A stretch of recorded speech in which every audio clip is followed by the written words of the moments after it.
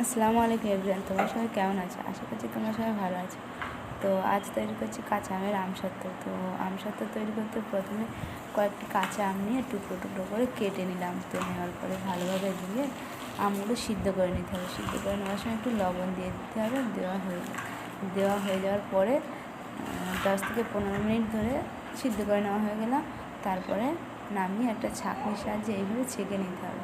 নেওয়ার পরে আমরা একটা পাত্রে রেখে তাতে একটু চিনি দিয়ে দিলাম আর একটু জিরে মরিচ দিলাম, দিয়ে ভালো করে মিশিয়ে নিয়ে সেই সিদ্ধ করা জলটাকে ফেলে না দিয়ে ওই জলের ভিতরে আমরা সেই আমটাকে দিয়ে ভালো করে নেড়ে চেড়ে একটা প্লেটের উপরে তেল দিয়ে তার উপরে সেই আমটাকে ঢেলে দিয়ে 2 দিন রোদে দিলে বন্ধুরা ঘরে তৈরি আমসত্ত্ব হয়ে যাবে।